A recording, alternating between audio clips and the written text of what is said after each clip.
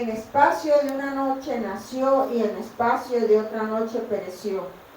Y no tendré yo piedad de Nínive, aquella gran ciudad donde hay más de 120,000 personas que no saben discernir entre su mano derecha y su mano izquierda y muchos animales. Amén. Vemos a este profeta, a Jonás, que se molesta con Dios. No solo se molesta con Dios, se da la libertad de expresarle a Dios su enojo, como quien está hablando con su compañero cualquiera. Dios le pregunta, ¿tanto te enoja por la calabacera? Una calabacera que él no había trabajado, no la cosechó, no la sembró, no la alimentó, no la regó. De la noche a la mañana, por gracia y misericordia, creció y le dio sombra. Y cuando dejó de darle sombra, él se molestó en gran manera. Y esa molestia no tuvo reparo en expresársela a Dios. Y Dios le pregunta, ¿por qué estás molesto? Me molesto hasta la muerte. Nada más y nada menos. ¿A quién le estaba hablando Jonás? A Dios. A Dios. A ese Dios que lo había sacado hace pocos días atrás, hace poquito más de un mes atrás, lo había sacado del vientre del gran pez, de donde él había clamado,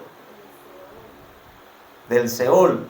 Ese Dios que mostró su misericordia cuando él clamó, ya él se le olvidó en la misericordia que Dios tuvo con él, y ya él cree que él se puede poner de tú a tú con Dios, porque yo te serví cuando tú me mandaste, porque yo fui a ese pueblo a predicar lo que tú me mandaste a predicar, y ahora yo cumplí mi parte y tú no cumpliste la tuya. ¿Ves el legalismo? Yo hice mi parte. ¿Dónde está la tuya?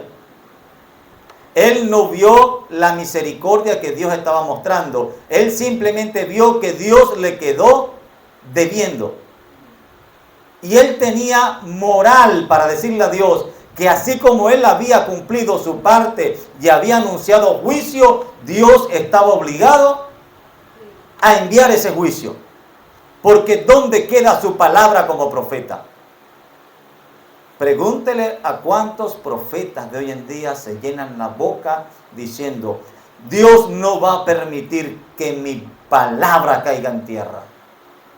¿Cuántos profetas hoy en día hablan del poder de su propia lengua y hablan de lo que ellos atan y desatan como si tuvieran poder superior al de Dios? ¿Cuántos profetas hoy en día atan y desatan la bendición y al Espíritu Santo de Dios? ¿Cuántos profetas hoy en día desatan promesas de Dios?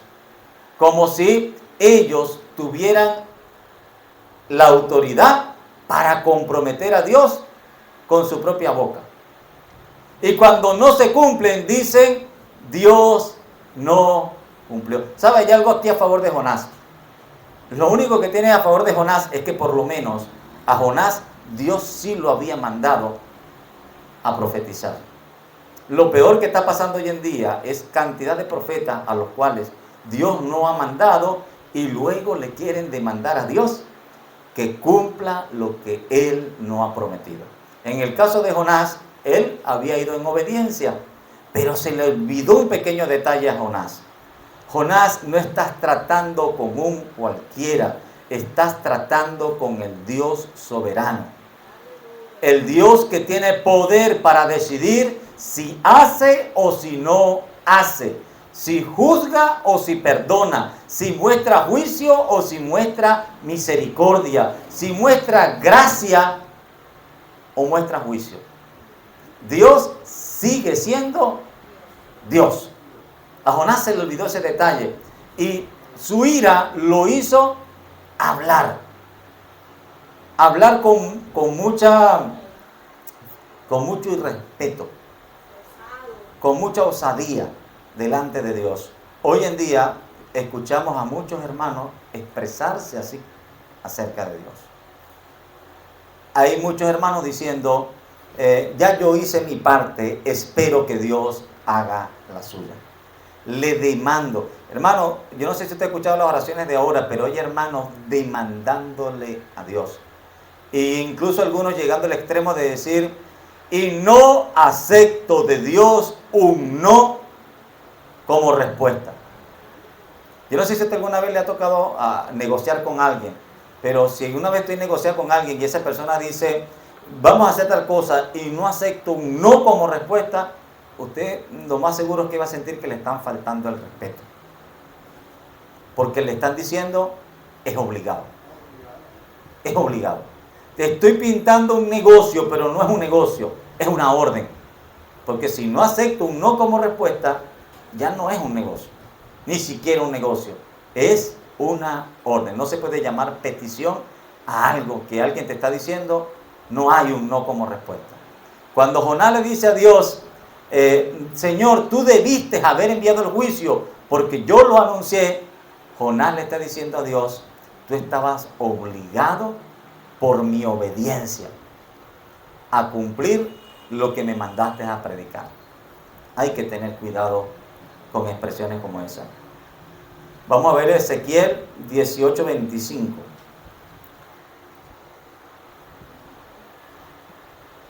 Un solo versículo. Amén. Y el que pueda se ubica ahí en Ezequiel 18. Amén. Ezequiel 18:25. Y si dijere, no es recto el camino del Señor, oí ahora, casa de Israel. No es recto mi camino, no son vuestros caminos torcidos. Amén. Amén. Aquí Dios entra como en una pequeña discusión imaginaria con Israel. Dios se adelanta a lo que Israel va a decir acerca de la forma en que él administra juicio. Dios dice, ¿sabe? Si el impío se arrepintiere de su mal camino, un impío que ha estado viviendo toda su vida de impiedad y llegando a sus últimos días, ese impío se arrepintiese y se volviese de su mal camino, yo voy a olvidar todo el pecado que él cometió y lo voy a perdonar. Y lo voy a perdonar. Y todo el pecado que hizo no será recordado. Pero también les anuncio, si hay un justo y este justo confiado en su justicia, al final de sus días hiciere lo malo y se volviera de su buen camino y comenzara a hacer lo malo, todo lo bueno que él hizo, no se lo voy a recordar. Va a morir por el pecado que cometió al final. Y aunque haya vivido toda su vida haciendo lo bueno, no voy a tener memoria de todo lo bueno. Porque al final él se apartó de su buen camino. Dios dice, yo voy a considerar lo que estás haciendo hoy. Puedo olvidar todo tu pasado, sea bueno o sea malo. O sea malo. Y Dios se adelanta a Israel y le dice, yo sé que cuando esto ocurra, está anunciando el Evangelio, está anunciando la reconciliación, está anunciando el perdón de Dios por medio de Cristo, está anunciando lo que es el nuevo nacimiento, lo que es la nueva criatura. Y Dios le adelanta y le dice, yo sé que cuando esto ocurra, ustedes me van a decir, pueblo de Israel, no es justo vuestro camino. Ustedes me van a acusar a mí de injusto. Ahora, ¿qué le dice Dios a Israel? Sentémonos a pensar. Ustedes dicen que no es justo mi camino. Ustedes me van a acusar a mí de injusto. ¿Quiénes son ustedes? Son más altos mis caminos que vuestros caminos. Y mi justicia es mucha más justa que vuestra justicia. Dios adelanta que el hombre no siempre va a estar de acuerdo con su expresión de justicia. No siempre al hombre le va a parecer la forma en que Dios administra justicia. Pero cuando el hombre esté en desacuerdo con Dios, Dios tiene una palabra para él.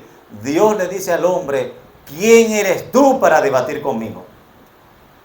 Si yo quiero perdonar al pecador arrepentido, por más pecador que él haya sido, por más malo, por más muerto que haya ocasionado, por más maldad, si de corazón se arrepintiera al final de sus días y a mí me placiere perdonarle, ¿quién me lo va a impedir? ¿Quién va a limitar mi misericordia y mi gracia? Nadie. ¿Quién ha sido tan bueno durante toda su vida que me va a obligar que aunque al final de sus días comenzó a hacer lo malo, yo tengo que perdonarle ese pecado porque vivió muchos años haciendo lo bueno? ¿Quién me va a obligar a mí a actuar de esa manera? Nadie. Yo soy Dios. Yo establezco las reglas. Y así como llega el hombre al final de su día, así yo lo voy a juzgar. Y si al final de su día se arrepintió y vino a mí, yo voy a olvidar todo su mal pasado. Y si vivió toda una vida justa, correcta y buena, pero al final de sus días se inclinó por lo malo, yo voy a olvidar todo lo bueno que hizo. Así lo establezco yo, dice el Señor. Es mi método con el que yo voy a hacer justicia y le adelanto, es mucho más justo que el de ustedes. ¿Alguien pudiera sentarse a debatir con Dios eso? Todos los días el mundo lo cuestiona. Todos los días el mundo allá afuera dice, ¿cómo es posible que después que alguien ha estado haciendo durante tantos años lo malo, cómo es posible que esa prostituta, cómo es posible que sea homosexual, cómo es posible que sea malandro, cómo es posible que sea mujeriego, cómo es posible que sea ladrón, cómo es posible que sea mentiroso, cómo es posible que ese hombre un día decidió arrepentirse? ¡Ja! ¡Qué bueno! Y ahora es nueva criatura. Para el hombre eso es inaceptable, incomprensible, pero nosotros lo recibimos por la palabra de Dios como el medio de reconciliación. Es la columna central del Evangelio, la nueva vida, la reconciliación, la justificación en Cristo. Dios justifica al impío por medio del arrepentimiento y el sacrificio de Cristo. Eso para el judío no era aceptable. El judío confiaba en la ley, en la justicia de la ley. Para el judío, el que estuvo guardando la ley merecía. Para el judío, el que estuvo guardando la ley merecía bendición, salud, prosperidad y hasta belleza. Todas esas consecuencias debían venir de alguien que guardaba la ley. Dios nos puso por cabeza y no por cola. Dios nos prometió que seremos los que prestan y no los que piden prestado. Dios nos prometió toda la lista de las bendiciones como si ellos tuvieran la moral para pedir la lista de bendiciones. Todos ellos merecían, porque por quebrantar un solo de los mandamientos se hacían merecedor de toda la lista de las maldiciones. El judío no entendía eso, no lo aceptaba de esa manera. Para el judío, ellos todavía seguían siendo merecedor de todas las listas de las bendiciones. El judío no entendía que necesitaba el perdón y la gracia de Jesucristo. Y algunos judíos que habían venido al Evangelio todavía eran renuentes a despojarse de ese concepto de justicia. Ellos se seguían jactando de ser un pueblo justo y merecedor de la bendición de Dios. Y parece un poco lo que Santiago está aquí contrarrestando. Cuando tú veas algo que tú no has entendido, cuando tú veas a un hermano que está pasando pruebas y contrariedad, no seas ligero para hablar. Pregúntale a Dios y sé más pronto para oír que para hablar. No te dejes llevar por la ira, porque en la ira del hombre, o porque la ira del hombre no obra la justicia de Dios. Es imposible que un hombre airado en su carne comprenda la misericordia de un Dios bueno y santo. Pregúntele a Jonás si él en ese momento de rabia era capaz de comprender la magnitud. Si Jonás quiso cantar un himno de agradecimiento por toda la gran misericordia que Dios mostró por 120,000 almas que eran ignorantes, incluso animales habían sido llevados a mostrar arrepentimiento. Y Dios dice, hasta los animales hicieron cilicio. Y hasta la vida de esos animales, yo la perdoné. Yo la perdoné. Dios gozoso, como un padre que acaba de recibir un hijo que estaba a punto de morir, y un hermano mayor diciendo, yo no apoyo esa sinvergüenzura, yo me quedo afuera. ¿Le parece una escena? ¿Le recuerda una escena? La del hermano mayor del hijo pródigo. Esa era la actitud normal del judío. Vamos con el verso 22, pero antes, hermanos, hoy en día se está escuchando muchos hermanos que se sienten en la condición moral y espiritual, sobre todo aquellos hermanos del tercer nivel de la guerra espiritual. En el primero y segundo nivel no tanto, pero cuando ya se llega al tercer nivel de la guerra espiritual, hay hermanos que sienten que se ganan una licencia de sentarse a debatir con Dios de tú a tú. Hermano, le estoy reclamando a Dios, le estoy peleando a Dios. Estoy peleando la batalla, estoy ganándome la bendición. Estoy como Jacob, luchando con el ángel. Y casi le logro doblar el brazo a Dios y estoy a punto de sacarle un sí. A puntico de sacarle un sí. Nosotros pudiéramos, la Biblia le da al creyente la libertad de sentarse a debatir con Dios, de cuestionar a Dios, de reclamarle a Dios. Pero sí, hoy escuchamos hermanos que ya sus oraciones no son rogativas, sino son demandas. Te demando. Te hago un pacto contigo. Yo voy a hacer 3 días de ayuno, Señor, este es el negocio entre tú y yo. 3 días de ayuno. Salido del ayuno, espero que tú cumplas tu parte. Yo cumplo la mía, tú cumples la tuya. Esa forma pareciera hoy en día estar validando buena parte de la iglesia, sobre todo en el ámbito de la guerra espiritual, porque sí se pone a Dios como un Dios con el cual el cristiano se relaciona a base de obras de justicia. ¿Por qué ese demonio va a salir? Porque él sale con ayuno y oración. Y yo me metí el ayuno necesario para que ese demonio salga. Ese demonio va a salir, ¿por qué? Porque yo lo desato y lo ato con el poder de mi boca. Y como aquí hay un profeta de Jehová, ese demonio tiene que salir.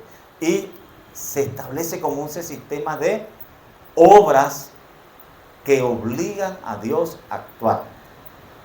Yo no encuentro en la Biblia que el cristiano se relacione con Dios de esa manera, pero sí he escuchado y sigo escuchando día tras día cristianos que ponen su justicia como una razón para que Dios tenga que responderle.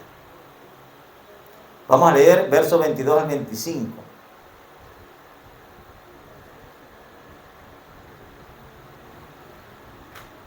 Santiago 1 del 22 al 25. Amén, dice la palabra del Señor. Pero sé hacedores de la palabra, y no tan solamente oidores. Engañaos a vosotros mismos. Porque si alguno es oidor de la palabra, pero no hacedor de ella, este es semejante al hombre que considera en un espejo su rostro natural, porque él se considera a sí mismo y se va, y luego olvida cómo era. Mas el que mira atentamente en la perfecta ley, la de la libertad, y persevera en ella, no siendo oidor olvidadizo, sino hacedor de la obra, este será bienaventurado en lo que hace. Amén. Amén. Amén. Aquí nos habla de la palabra y nos pone un símil acerca de la palabra de Dios. La palabra de Dios en Santiago aquí la simboliza como ¿qué? Como un espejo. ¿Quién de nosotros antes de salir en la mañana de su casa se pasa una vueltica por el espejo? ¿Ah? A veces no da chance. Pero normalmente, ¿quién antes de salir por lo menos anda a ver si no tiene algunos residuos en su cara o cachitos en el cabello? ¿Verdad? Es lo normal. ¿O quién de nosotros va a un evento importante y no se echa una revisadita por lo menos ante un espejo? ¿Ah? Para ir al médico. No, es lo normal, es el deber ser. No, el deber ser. No estamos hablando de vanidad. Estamos hablando de simple presentación. ¿Cuánto tiempo le dedica usted frente al espejo? 5 minutos. 10 minutos. Rebeca está en una edad de media hora.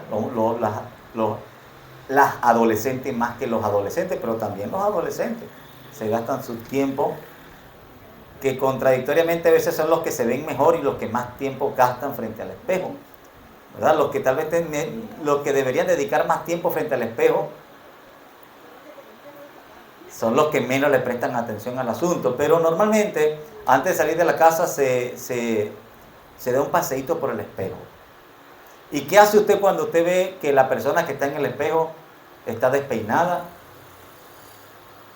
o lagañosa? ¿Ah? Hermano, yo con toda seguridad sí le digo que yo, como me miro yo en el espejo, que sí sé que me miro al 100% cuando como grano. Cuando come grano, se mira la dentadura. Exacto, entonces, ¿pero qué hace? ¿Por qué se mira frente al espejo? Para corregir lo que haya que corregir ahí. Para corregir, exacto. Usted si ve que en la dentadura quedó algún residuo, que lo retira. Si usted ve que está con el cabello parado en algunas partes, ¿usted qué hace? Va y se peina. Y después de peinarse, ¿qué hace?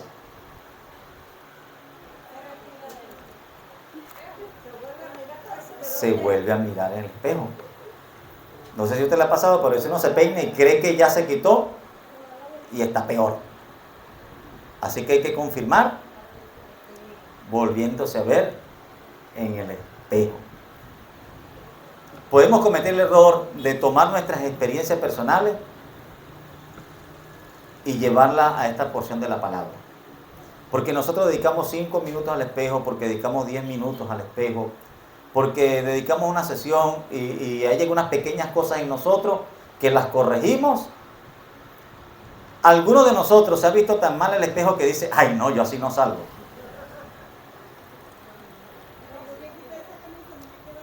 Ajá, y va y se cambia la camisa, ¿verdad?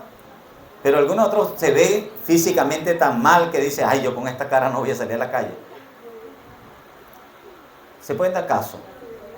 Un día que alguien amanezca con un ojo morado, ¿verdad? Porque tuvo un accidente o le salió un suelo con conjuntivitis y dice, no, yo estoy muy mal para salir, yo mejor no salgo. Pueden darse el caso. Sería muy raro. Normalmente nosotros vemos pequeñas cosas que las corregimos y salimos a la calle. A veces no da tiempo de corregirla bien, ¿no? Uno se arriesga a salir así. Una vez llegué al trabajo con el bolsillo de la camisa, la llevé atrás. Y un estudiante me dijo, "Pero tiene la camisa al revés". Y yo veo la postura y digo, no, dice, sí, tiene el bolsillo aquí. O se puso la camisa o el cuerpo está al revés.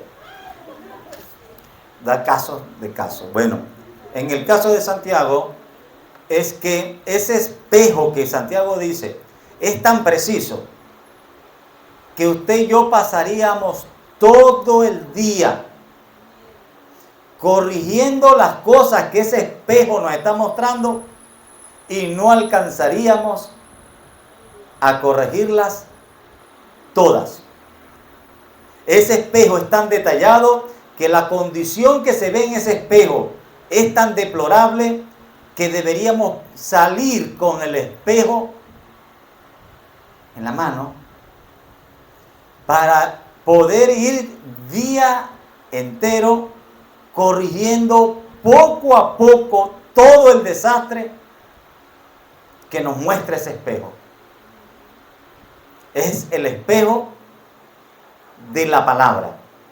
Si usted y yo realmente viéramos la palabra o nos viéramos en la palabra como ella nos muestra, nos daría hasta pena salir a la calle. Así que entenderíamos que salimos a la calle sin haber resuelto los problemitas que el espejo nos estaba mostrando. Y día entero iríamos paso a paso corrigiendo poco a poco todo el desastre que ese espejo refleja en nosotros. ¿Sí o no? Pero Santiago dice, no, hay gente que no está haciendo eso.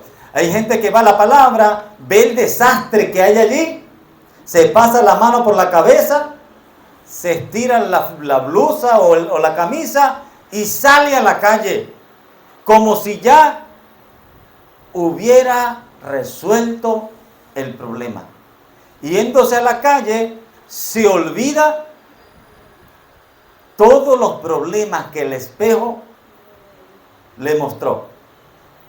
Sale, se mira al espejo, se da una pequeña visteada en el espejo, pero deja el espejo en la casa y sale a la calle como si ya hubiera resuelto esos problemas. Y no, llévate ese espejo, porque te va a llevar todo el día a aplicar las correcciones que ese espejo de la palabra te está mostrando.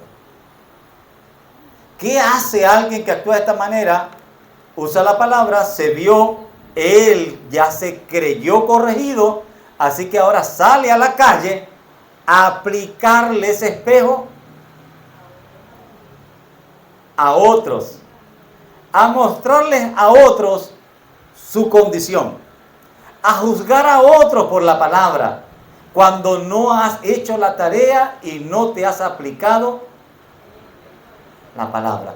¿Para qué es la palabra? Para instruir. El 22 dice, pero sed hacedores de la palabra. La palabra no es para que se la enseñemos y se la apliquemos a otro. La palabra, como un espejo, debería ser en primer lugar para uso personal. Yo no debería tener un espejo en mi casa para que los demás se peinen. ¿Quién debería peinarse en el espejo de mi casa? ¿Verdad? Yo tengo un espejo grandote, yo salgo a la calle a mostrarle a la gente cómo tiene que peinarse. No, empieza peinándote tú. Empieza aplicándote la palabra. Seamos hacedores de la palabra y no tan solo oidores, engañándonos a nosotros mismos. No te conformes con darte una vueltica y creer que ya te pasaste la mano y te arreglaste y quedaste como Brad Pitt. No, tú estás muy lejos, te falta mucho, ¿no? Tendrías que orar por muchos milagros de cirugía. Hay muchas cosas que arreglar. La palabra es en primer lugar para aplicación personal y no para juzgar al hermano, es lo que está diciendo. Vamos a ver lo que nos dice el Salmo 19 del 9, una porción larga, del 9 al 13. Prestemos atención cómo nos presenta el Salmo la palabra de Dios.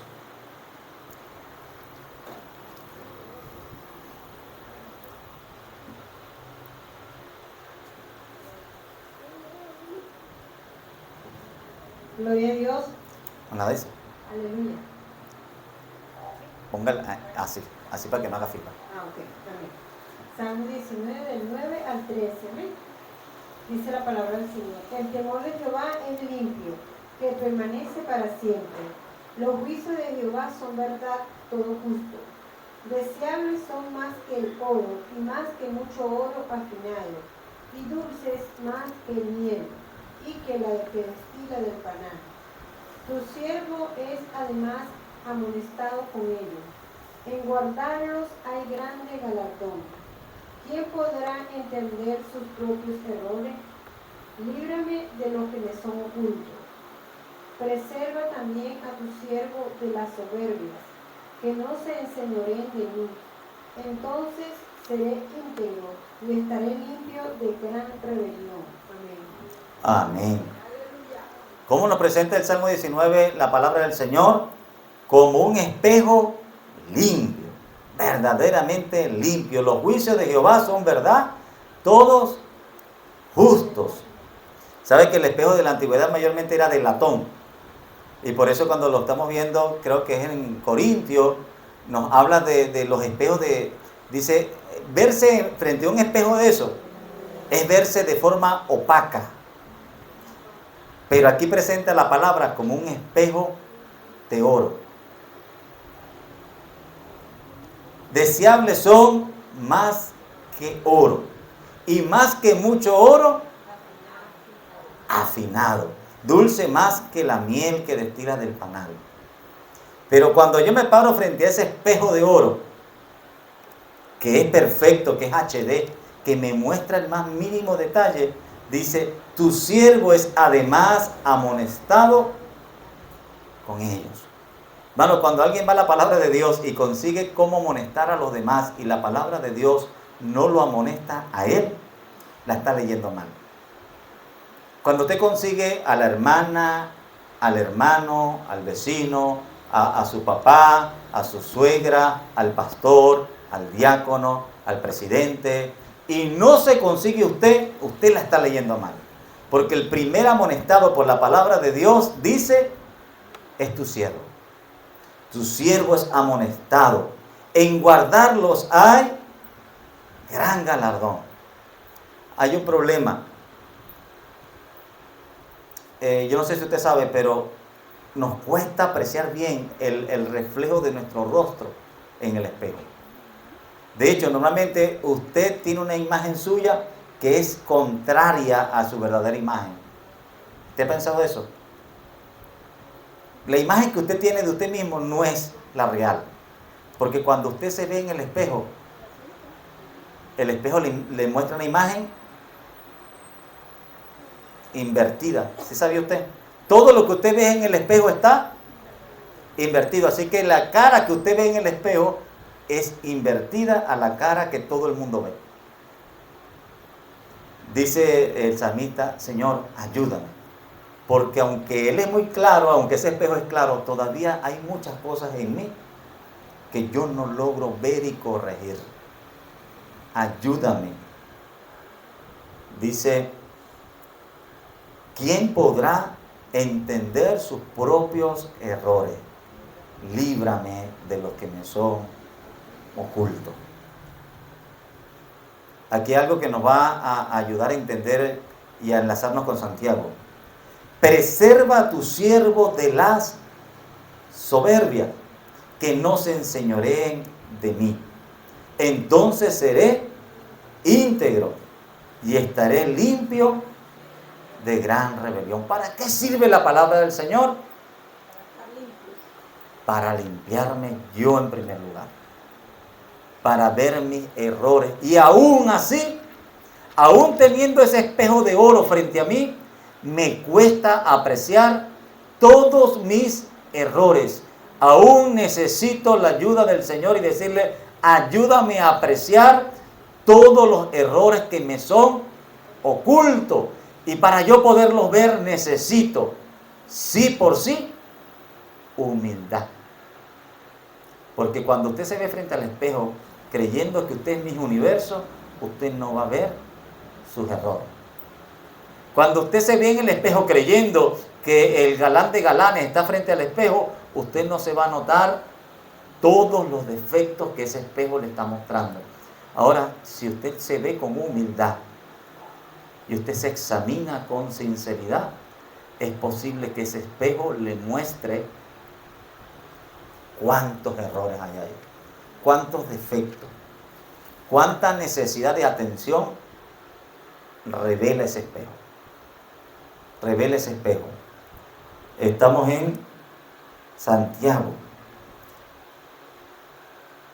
24, dice, porque él se considera a sí mismo y se va, y luego olvida cómo era. Mas el que mira atentamente en la perfecta ley, la de la libertad, y persevera en ella, no siendo oidor olvidadizo, sino hacedor de la obra, este será bienaventurado en todo lo que hace. Termina el Salmo diciendo, entonces seré íntegro y estaré limpio de gran rebelión. De gran rebelión. ¿Cómo? Apreciando bien lo que nos muestra la palabra de Dios. Entendiendo que la palabra de Dios no es una vara para medir a los demás. Si la palabra de Dios es una vara, ¿es para medir a quién? Con la vara con que tú mides, con esa serás medido. Así que el conocimiento que me da la palabra no es para yo juzgar a otro, no es para estar haciendo juicios a otro. Y aquí vuelve a hacerlo Santiago, dice,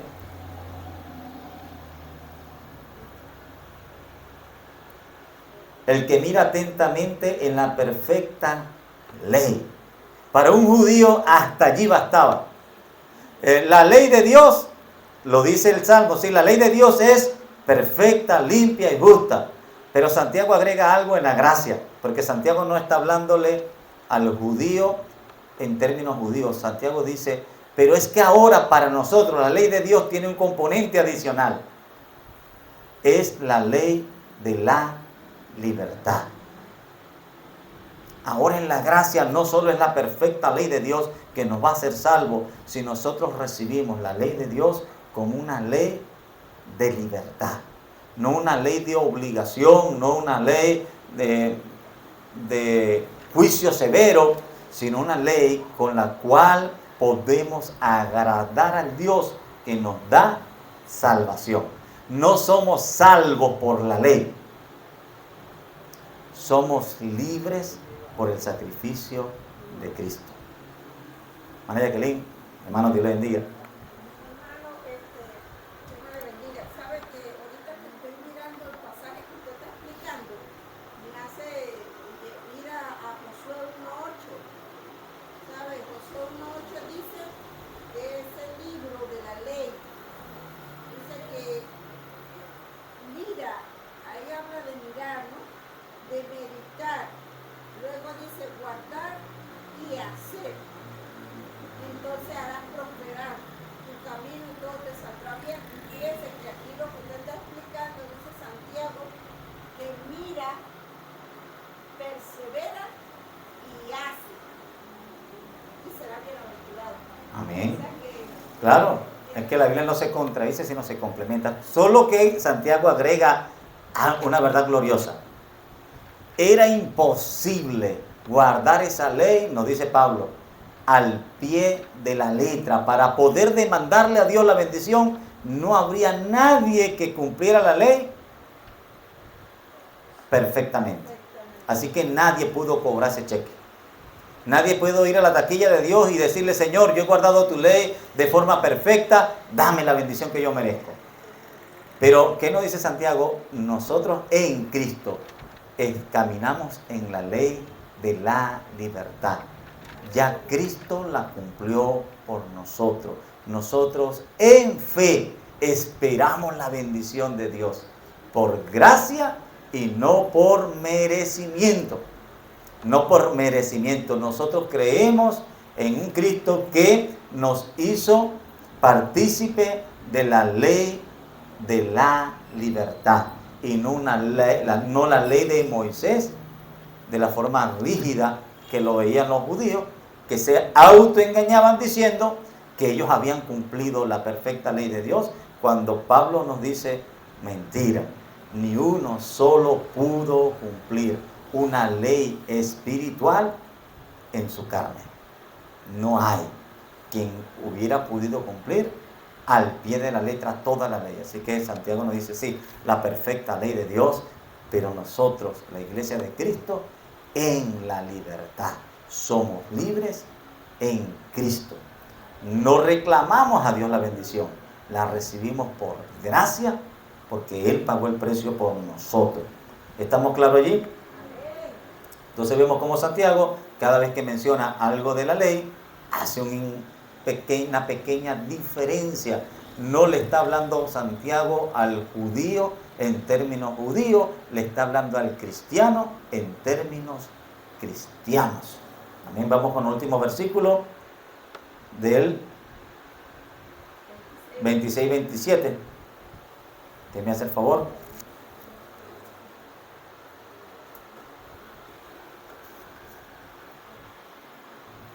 Amén, dice la palabra del Señor. Si alguno se queda religioso entre vosotros y no refrena su lengua, sino que engaña su corazón, la religión de tal es vana.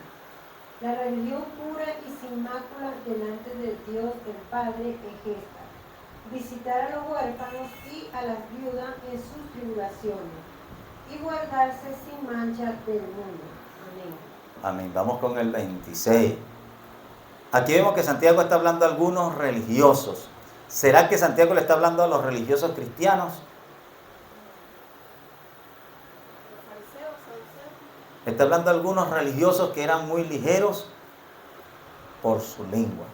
Eran ligeros para murmurar, para difamar, para criticar.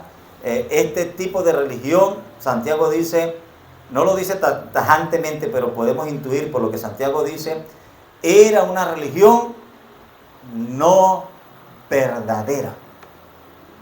Una religión delante de Dios que no era la correcta, porque luego presenta la religión de forma correcta. Estos religiosos que le encanta hablar, murmurar y señalar, no son los que delante de Dios están haciendo las cosas como a Dios le agrada.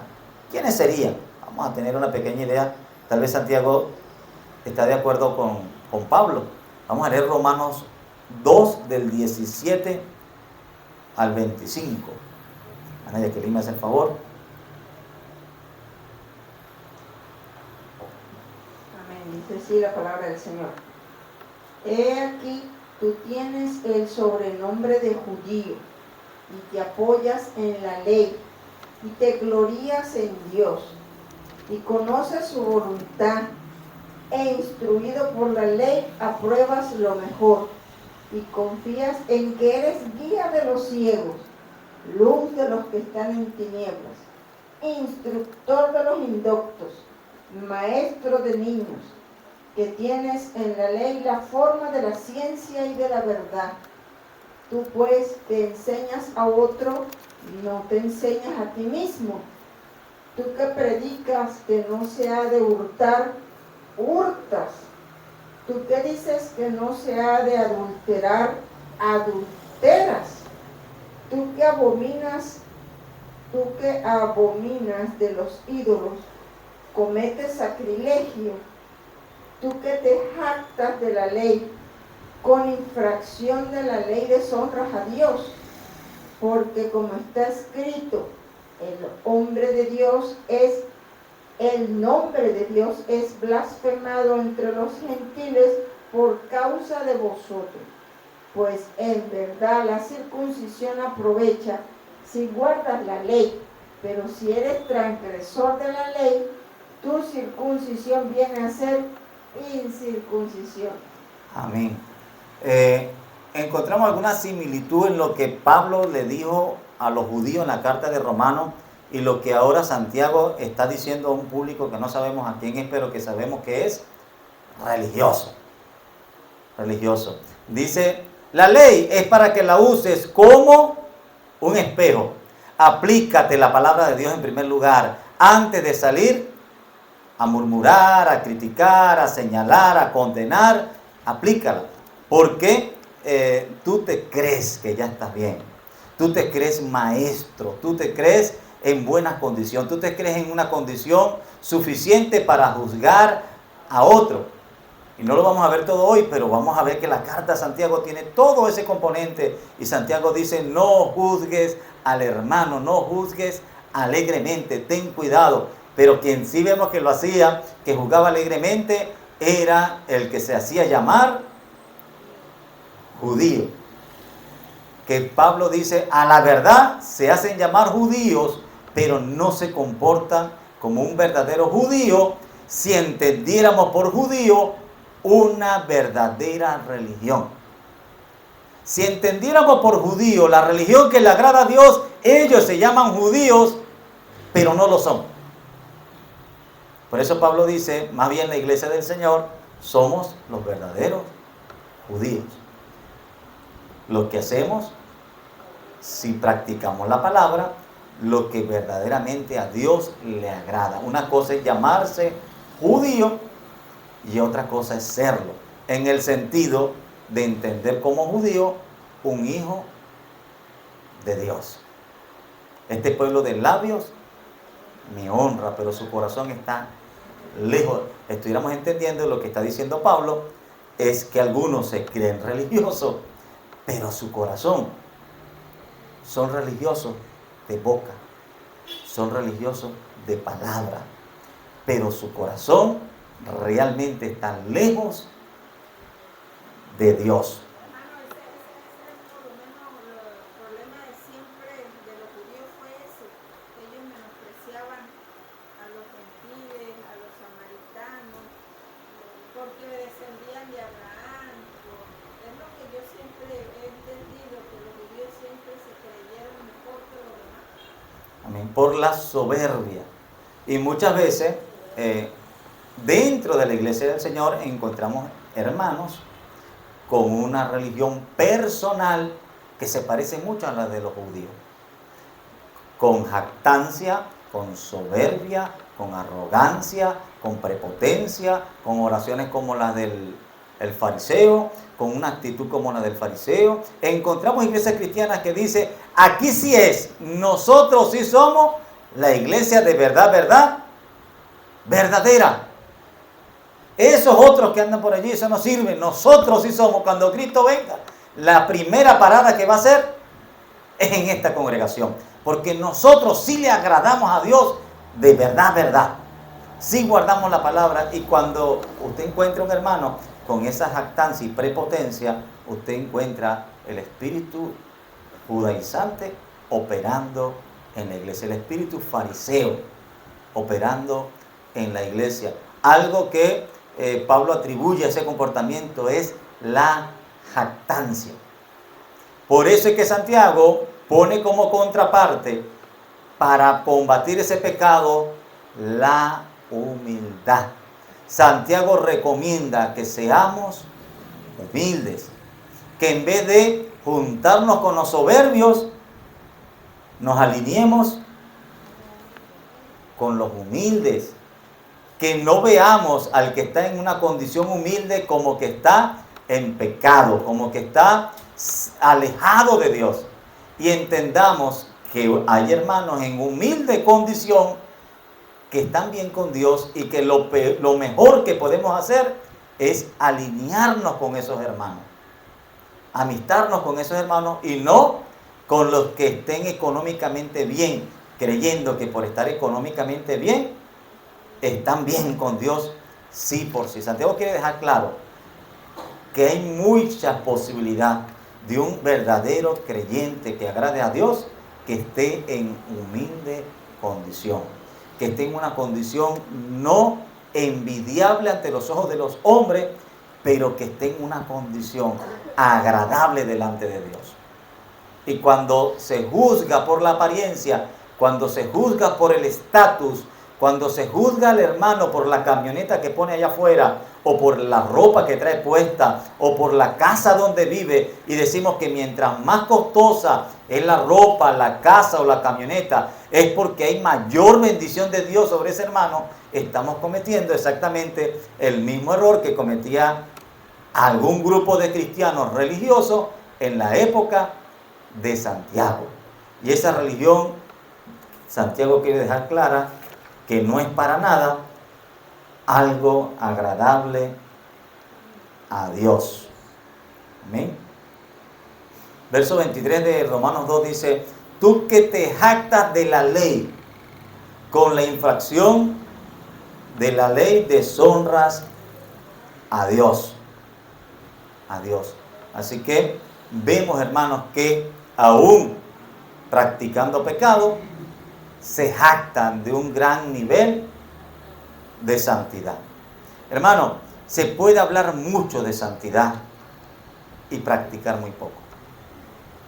Por eso Santiago dice, el tema no es de hablar, el tema es de vivir. El tema no solo es de mencionar, no es de hablar, no es que hablemos, es que hagamos. Es que hagamos. Ustedes, fariseos, hablan mucho de la santidad, hablan mucho del temor, pero ¿cómo está su forma de vivir realmente delante de Dios? Solo en apariencia, solo autoengañados, solo hablando. Pero delante de Dios, ustedes están siendo hacedores de la palabra. Y para que veamos que Santiago no es tan amplio y no está pensando en los 10 mandamientos y en todo tipo de pecados, Santiago tiene algunas cosas muy particulares que lo tienen incómodo y él está constantemente martillando en esos puntos. Santiago dice, aquí se habla de santidad, aquí se habla de temor de Dios, aquí se habla de amor de Dios, pero hay un grupo de hermanos a quienes no se le está mostrando ese amor a Dios. Hay un grupo de hermanos en la iglesia que lejos de apoyar, la iglesia le da la espalda a los más humildes. Verso 27, con el que concluimos ya. Ya llegó mi hermano Albornoz, nos vamos. Dios mío, no sé, Gregorio. Verso 27, que me colabora por aquí.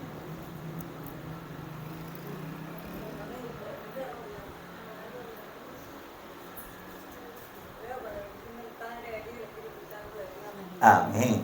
La religión pura y sin mancha delante de Dios el Padre es esta: visitar a los huérfanos y a las viudas en sus tribulaciones y guardarse sin mancha en el mundo. Amén. Amén. Por supuesto que Santiago tiene en su cabeza el tema de la santidad en todo el sentido, pero hay un punto particular que él va a estar resaltando. Por eso decimos, hermanos, si perdemos esto de vista, no vamos a entender el énfasis que está haciendo Santiago. Santiago está haciendo para aquellos que están hablando de santidad, para aquellos que están hablando de Dios y de vivir delante de Dios como a Dios le agrada, para aquellos que se están llamando religiosos, que viven para agradar a Dios. ¿Qué están haciendo ustedes por los huérfanos y las viudas? Hablando mal de ellos. Hablando mal de ellos. Y como esa era la práctica, Santiago hace hincapié allí.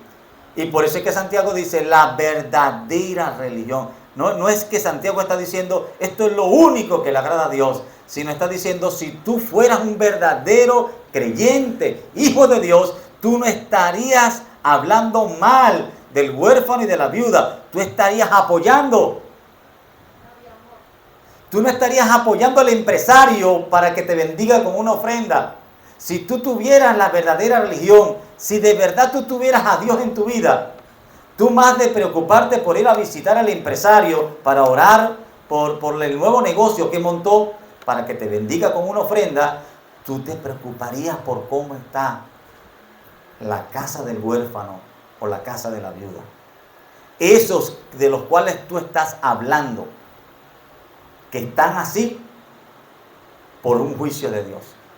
Eso que tú ves con malos ojos, en vez de ver con malos ojos y ponerlo como hermanos de inferior condición, tú los verías con mayor amor.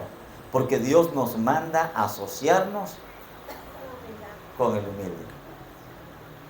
Y tal vez estamos siendo muy prejuiciosos, pensando que los fariseos actuaban de esa manera, pero vamos a ver Mateo 23, 14. Quien me lo consiga por allí.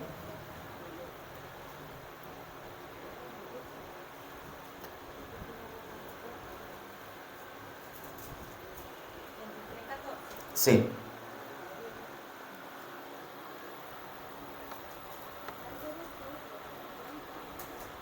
Vamos a ver a alguien que en el pasado el Señor dice que actuaba de alguna forma. Mateo 23, 14. Amén, dice la palabra del Señor. Ay de vosotros, escribas y fariseos hipócritas. Amén. 23, 14. Ay de vosotros, escribas y fariseos hipócritas, porque devoráis las casas de las viudas y como pretexto hacéis largas oraciones. Por esto recibiréis mayor condenación. Amén. Cuando nuestro Señor Jesucristo hizo todo un manifiesto en contra de la práctica religiosa de los escribas y fariseos, una de las cosas que el Señor denunció era la práctica que tenían los escribas y fariseos contra las viudas. Ellos, cuando veían que una mujer quedaba viuda, iban a la casa, pero no ayudarla, no apoyarla, no a preocuparse por su futuro, sino a ver cómo podían comerse la herencia de esa viuda. Posiblemente le hacían ver que lo que había acontecido en su vida tal vez era consecuencia de que Dios estaba molesto con ella. ¿Y qué mejor forma de calmar y reconciliar con Dios su condición para que la herencia le rindiera en el futuro que dar unas buenas ofrendas al Señor? Así que ellos corrían a devorarse las casas de las viudas. Eran acostumbrados para el judío ver a la viuda una presa sobre la cual abalancearse y exprimir. Es más o menos lo que estamos viendo que está denunciando Santiago. Hay, más adelante lo voy a decir con más detalle, hay una situación en la iglesia que a Santiago no le gusta, y es que él ve que está entrando un pobre, está entrando un huérfano, una viuda, un pobre, una persona común y corriente, y les dan los peores asientos. ¿Será casualidad que había gente que amaba los mejores asientos? Era una costumbre antigua. Los fariseos se encantaban de ocupar los primeros asientos. De hecho, cuando el Señor estuvo en una cena, literalmente, acusó esa costumbre diciendo: cuando vosotros vayáis, no hagas como hacen ellos, no te sientes en los primeros asientos, siéntate de último. ¿Por qué? Porque el Señor vio la competencia que tenían los fariseos de ocupar los primeros asientos. Y Santiago dice: todavía en la iglesia nuestra se está viendo cómo la iglesia reserva los mejores asientos para los que traen las mejores vestiduras. Vestiduras religiosas, vestiduras de gala, vestiduras de honra, porque supuestamente si el tener dinero era honroso, venir bien vestido con un buen calzado, bajarse de el último camello de 3 jorobas del año, era decir que la bendición de Dios estaba con ellos, ¿verdad? Traer la sandalia de marca era decir que Dios estaba con ellos. Y dice, y la iglesia está cayendo en ese error, reservando los mejores asientos y humillando a los hermanos de más humilde condición. Vamos a ver, hermanos, que eso no es algo que nada más aquí Santiago denunció en un momento o va a denunciar más adelante. Santiago tiene eso desde el comienzo y él constantemente está acusando el desamor que tenía la iglesia de ese momento por el que estaba en humilde condición y la fascinación de la iglesia por los hermanos que tenían dinero, como si honrar a esos hermanos fuera una buena práctica, una buena religión. Santiago dice, no, eso no es para nada es una buena religión. La verdadera religión es asociarse con el humilde.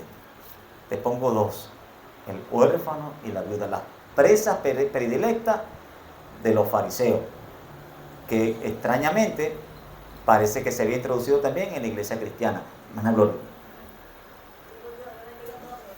Amén. Que los escribas y los fariseos visitaban a las viudas y a los huérfanos cuando veían que había que quedado algo recursos económicos y hacían largas oraciones. Oh, y eso se entregaban. Pero donde había huérfanos y viudas pobres, a eso de Santiago no visitaban. No, ¿y para qué lo van a visitar? ¿Para qué? Hay que comer. Es peligroso, ¿no? Amén. Amén. De hecho es lo que critica. Dice, vas a devorar, no a visitar. Vas a devorar las casas de las viudas. Las viudas, se entendía que se iban a devorar una casa, era una viuda que, dice por allí una canción venezolana muy vieja, les gustaba a los cristianos malentendidos, los religiosos de la época, una viuda millonaria. Eso sí era para ellos fascinante, pero los de humilde condición, no.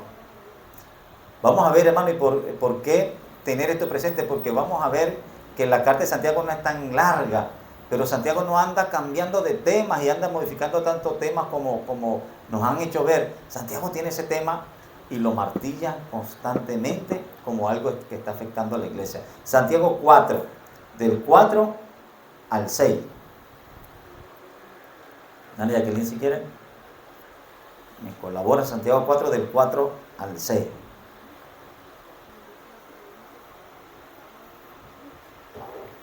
Amén, gloria a Dios, dice así la palabra del Señor.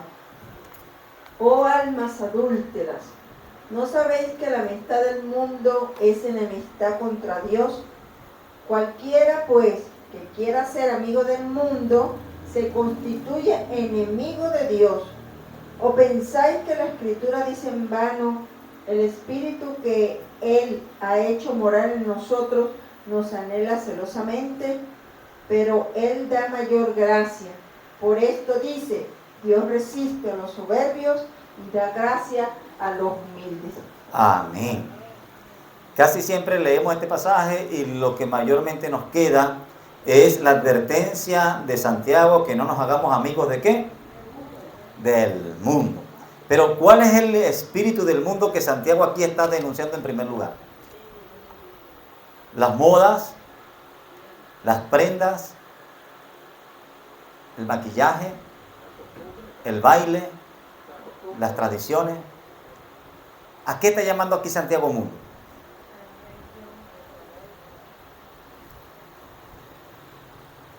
No al sistema, amado. Al sistema. Oh amas adúlteras, ¿no sabéis que la amistad del mundo es enemistad contra Dios? Cualquiera pues que quiera ser amigo del mundo se constituye enemigo de Dios. ¿O pensáis que la Escritura dice en vano, el Espíritu que Él ha hecho morar en vosotros os anhela celosamente? Pero Él da mayor gracia. Por esto dice, Dios resiste a los soberbios y da gracia a los humildes. ¿A quién está llamando Santiago mundo? A los soberbios. Santiago tiene rato acusando y le dice, ustedes no pueden ver un hermano bajarse de una camionetota porque corren y lo abrazan. Ustedes no pueden ver un empresario con mucho dinero porque dicen que la bendición de Dios está con él. Ustedes andan juzgando al que andan mal. Ustedes se dejan llevar por los ojos. y se dejan llevar por la idea de que el que tiene dinero está bien con Dios. Ustedes están apoyando la soberbia del mundo. Ustedes se llaman iglesia del Señor, pero cuando uno ve el espíritu que está operando y hay una competencia de moda y de dinero para ver quién está más bendecido que otro y quién está más prosperado que otro y quién tiene más unción que otro, pareciera una competencia totalmente mundana. Así opera el mundo allá afuera. El mundo dice, ¿cuánto tienes? ¿Cuánto vales? Eso es el mundo. ¿Cómo puede la iglesia del Señor estar repitiendo el patrón del mundo? Santiago está denunciando esa inclinación que estaba mostrando la iglesia, condenando y hablando mal de los humildes, porque estar en humilde condición era ser merecedor de señalamiento, el quedar desempleado, el quedar, el tener una enfermedad encima. Hoy en día buena parte de los cristianos, usted dice, ay hermano, usted está enfermo, cancélelo, porque el Hijo de Dios no puede estar enfermo. Hermano, usted de los que pide prestado, Señor reprenda el diablo. El Hijo de Dios son de los que prestan, no de los que piden prestado. Ese pensamiento, Santiago dice, ¡ey iglesia, despierta! Eso es mundo. Eso no es cristianismo. Eso no es tener al Espíritu Santo. Eso no es tener el amor a Dios. Eso es tener amor por lo material. Eso es tener criterio de mundo carnal. Dios da gracia a los humildes y resiste a los soberbios. Entonces, ¿por qué la iglesia se está afiliando con los soberbios y está condenando a los humildes? Vemos a lo largo de la carta de Santiago, es esa la denuncia de Santiago. Tenemos una iglesia que tiene como maldición el pasar por pruebas. Santiago comenzó diciendo, ten por sumo gozo cuando pases por pruebas. Las pruebas no son maldición. Las pruebas son oportunidades y procesos de Dios para darte una bendición. Las riquezas no son señal de bendición. De hecho, rico, te adelanto, vas a aullar cuando Dios te demande lo injusto que has sido para amontonar tu riqueza. Todo eso está en la carta de Santiago. Es la idea central de Santiago. No podemos aceptar esa idea. Así nos las vendan con versículos bíblicos, así nos las presenten como bendiciones de Dios, así nos las traigan con la teología de la prosperidad o la teología de la guerra espiritual o la teología de la justicia de Dios, porque Dios es justo y no le debe nada a nadie, y si tú lo buscas, Él te va a enriquecer, porque la riqueza de Dios es la que enriquece, la bendición de Dios es la que enriquece y no añade tristeza. Entonces, ¿por qué tú no tienes esa riqueza? No la tengo porque a Dios no le plació dármela, y Dios es Dios. Dios se la da a quien Él quiere. Ay, que Abraham fue rico, que Jacob fue rico, que David fue rico, pero Lázaro fue pobre y fue para el cielo. Pero nuestro Señor Jesucristo no tuvo a dónde recostar su cabeza. Pero Pablo tuvo que esperar de la bendición de Dios que le enviaran de otro lugar para poder cubrir sus necesidades, aunque trabajaba. Así que no vemos a un Pablo soltando dinero y hablando de toda la riqueza. No hay una regla. Y el día que un cristiano acepta que eso es una regla, echa por tierra la verdad bíblica. María Jacqueline. Pedro no era rico tampoco. No tengo plata ni oro. Sí, hermano, pues, entonces pudiéramos decir, Uno dijéramos, hoy en día no tengo ni bolívares ni dólares. pudiéramos también decir que uno de los mensajes de aquí de la carta de Santiago es no hacer excepción de personas. Por supuesto que sí, ese mensaje está. Pero lo que podemos decir es que no es uno de los mensajitos que quedó por allí en un párrafo. Ese mensaje está a lo largo de toda la carta. Ese es un mensaje central, no es un párrafo, no es que, Santiago habló de la lengua, habló de las pruebas, habló de tantas cosas y en cada párrafo, habló de una cosa diferente. No, Santiago tiene esa denuncia. Santiago está molesto por la actitud que ha tomado la iglesia, abrazando la verdad que algunos judíos presentaban de un Dios que era tan justo, que bendecía al bueno y castigaba al malo. Y esa era una regla inquebrantable. Entonces usted puede juzgar la vida espiritual de alguien viendo cómo es su condición. Lo que hicieron los amigos de Job. Llegaron, lo vieron en ceniza, lo vieron sarnoso, lo vieron pobre, lo vieron humillado. Inmediatamente le dijeron, la mano de Dios está contra ti porque algún pecado cometiste. Bueno, ahora tenemos la nueva versión. La nueva versión que muchos cristianos están abrazando. Y si no fuiste tú, revísate el árbol genealógico porque algún abuelo tuyo pecó y Dios te está condenando y castigando por alguna maldición generacional. Porque Dios es justo. Y si tú no encuentras trabajo, algún tatarabuelo tuyo le faltó el respeto a algún patrón. Y por eso Dios te lanzó una maldición generacional y hoy no encuentras trabajo por culpa de ese tatarabuelo grosero. Llegaba tarde al trabajo. Hermano, eso hoy en día es el día a día de las iglesias. Hermano, pero yo no he pecado, yo no estoy haciendo lo malo. Ajá, ¿y tú no tenías un abuelo brujo? Se lo voy a poner fácil porque usted vea lo fácil que es caer en eso. ¿Cuántos de los presentes tuvieron un abuelo que practicaba algo de brujería? ¿Cuántos abuelos tiene usted?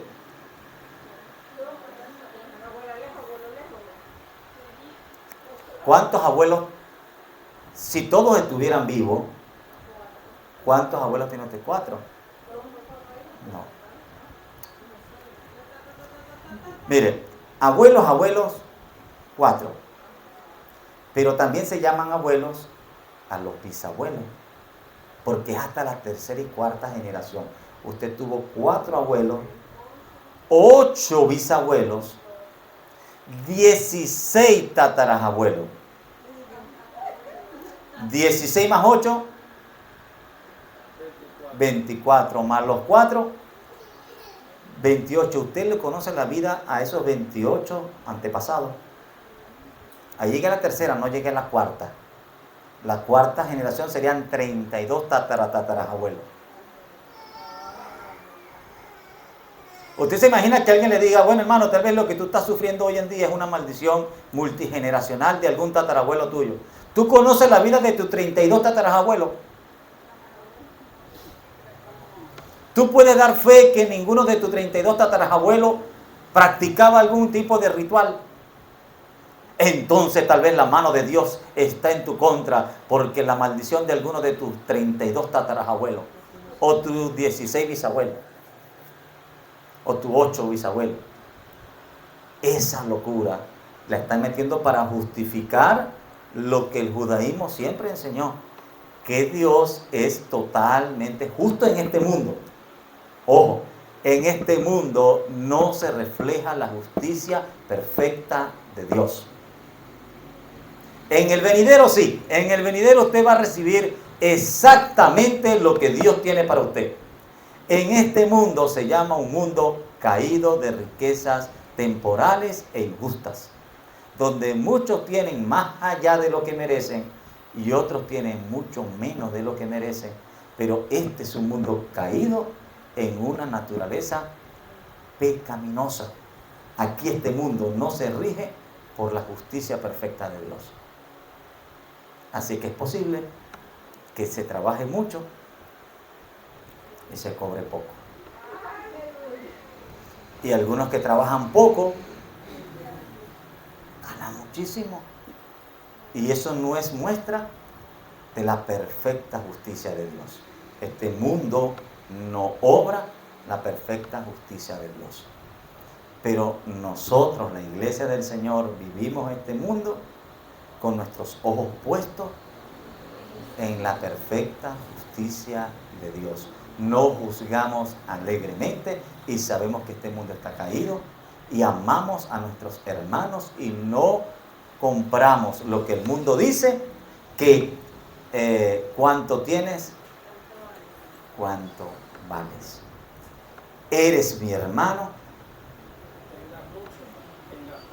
tú vales lo que vale mi hermano. Tengas mucho o tengas poco, fuiste comprado por la misma sangre con que me compraron a mí. ¿Se acuerda Pablo, creo que fue en Corintios, sí, cuando está hablando de hacer tropezar al hermano, Pablo dice, ¿vas a hacer tropezar a tu hermano que fue comprado por la sangre de Cristo? No te va a importar que un hermano tuyo comprado por la sangre de Cristo ponga en riesgo su salvación por lo que tú estás haciendo, lo vas a tener en poco. Pablo nos dice, vas a hacer tropezar a un hermano que tiene mucho dinero. No, Pablo no se preocupa en el dinero. Pablo se preocupa en que ese hermano fue comprado a precio de sangre. A precio de sangre. Es lo que Santiago quisiera empezar a ver, que ya no se valorara mucho al rico y poco al pobre. Que se tuviera la mentalidad cristiana y se valorara a todos por igual. Porque todos por igual fuimos comprados a precio de sangre. ¿Alguna pregunta, hermano? ¿Alguna duda? Entonces entendemos por qué está diciendo que Dios da gracia a los humildes y resiste a los soberbios. Ya entendemos por qué Él está hablando. Ojo, cuando aquí dice que la amistad con el mundo es enemistad con Dios, está mayormente hablando de eso, en primer lugar. Pero por supuesto, todo lo que representa mundo, todo, es enemistad con Dios. La vanidad del mundo, el pecado que el mundo abraza, las ideologías que el mundo acepta, la iglesia del Señor no las puede aceptar. Si el mundo da un sistema de valor distinto al de la Biblia, abrazar el sistema que el mundo da por encima de la Biblia, le cabe lo que Santiago está diciendo, hacerse amigo del mundo es hacerse enemigo de Dios. Pero en primer lugar, lo que Santiago está condenando aquí, en primer lugar, era esa creencia de tomar una actitud soberbia y alinearse con los poderosos en detrimento de los humildes y los pobres de este mundo, aunque fueran cristianos. Amén. ¿Alguna duda, hermano? ¿Alguna pregunta? Hermana Ruth, Dios me la bendiga. Quedó por allá. Damos gracias al Señor. Vamos a pedirle al Señor que nos siga ayudando, bendiciendo. ¿Cómo comenzó el pasaje? Somos llamados a ser hacedores de la palabra. Si lo que usted escuchó hoy no le sirve como espejo para usted, usted se perdió durante el estudio. Y recordamos, lo primero que Dios nos dijo es que toda enseñanza es en primer lugar aplicación personal. Y luego usted puede ayudar a otro. Por eso el Señor dice, ¿por qué no te sacas primero la viga de tu ojo y luego ayudas a tu hermano a sacarse la pajita que tiene en su ojo? Vamos a darle gracias al Señor. Bendito Dios, Rey eterno y Padre amado de la gloria.